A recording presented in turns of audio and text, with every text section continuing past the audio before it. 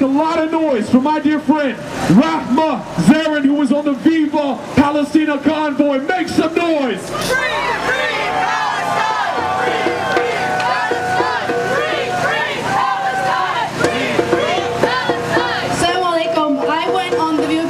Convoy last year. It was a response convoy to the malicious attack against the passengers of the Mavi Marmara, a freedom flotilla sent for the humanitarians, people just like you and me, who were standing up against the oppression of the Israeli state for the Palestinians towards Gaza to give them aid. And they were maliciously attacked and massacred and killed. Not all of them, but they were killed. And what affected me the most, that this was not just some suicide bomber, this was not some rocket thrower, this was a citizen just like you and me. These were people, citizens of the world, who were standing for humanity, and they were being attacked in international water, illegally attacked in international water. And this response convoy, me joining it, was the only thing I could think to do to help support the cause.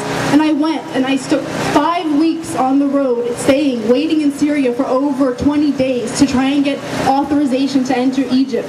I sat and I waited and waited, went the entire trip, and when I entered Gaza, it was very, very difficult for me to see that the state of it, even after so long, after that attack, it's still rubble, it's broken. The people there are broken, they are homeless, living in tents, shacks, without sufficient food, without clean water. The water I was drinking had a taste, this taste was worse than the worst tap city water. It was disgusting. And you're sitting there, and this is the life they have to live every day.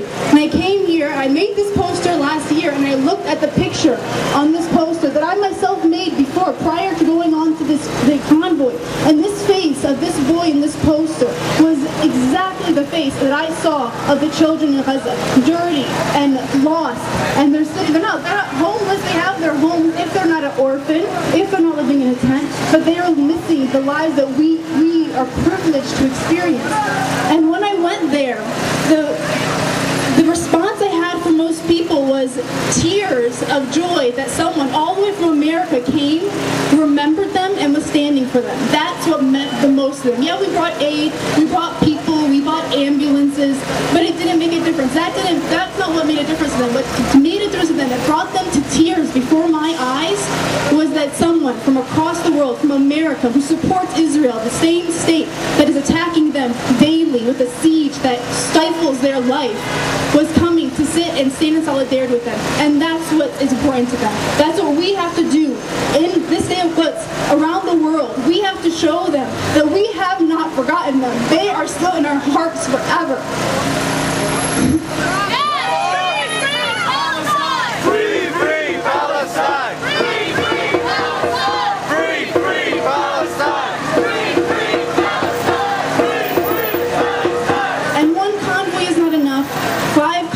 Not enough. There is still a siege on the people of Gaza, on the people all over Palestine, but it is apparent in Gaza because they are independent, but they are trapped in a jail. I felt like I was imprisoned when I was there, and I had a visa to leave.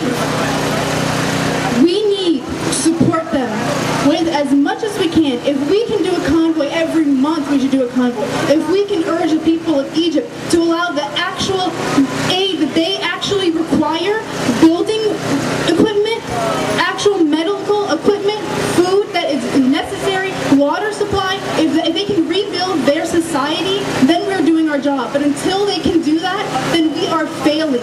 We, citizens of the world, it doesn't matter if I'm from America, or you're from Iran, or they're from Saudi Arabia, or England, or Italy, it doesn't matter. We are citizens of the world. Our fellow humans are suffering, and we cannot sit idly and do nothing.